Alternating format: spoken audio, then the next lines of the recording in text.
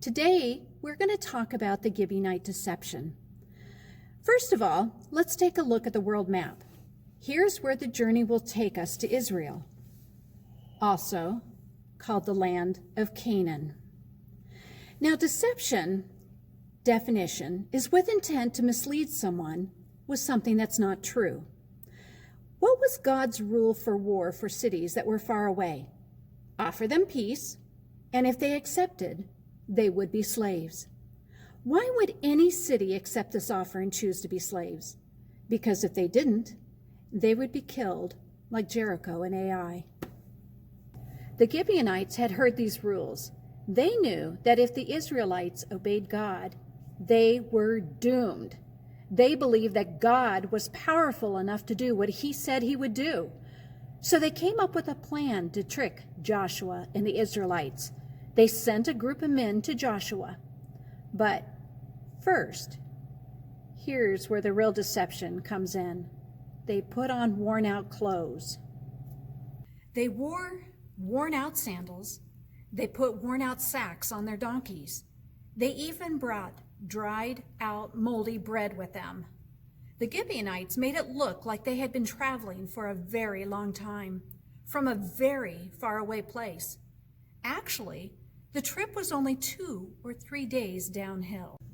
Then they went to Joshua in the camp of Gilgal and said to him and the men of Israel, "We have come from a distant country. Make a treaty with us." Joshua 9:6.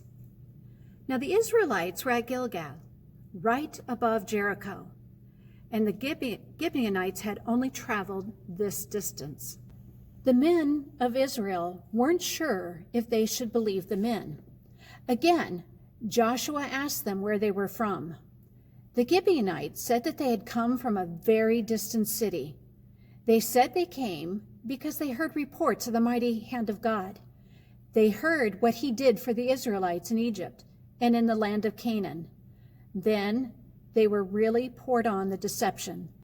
They showed the moldy bread and said it was still warm when they left for their trip. And they said their clothes and sandals were all worn out because of their trip was so long. Now let's think about this.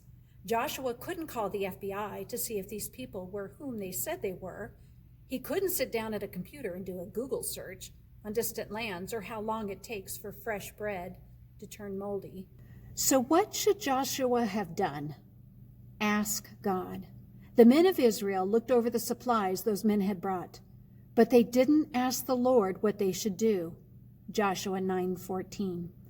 The definition of oath, a promise with God on future actions. We can see it coming.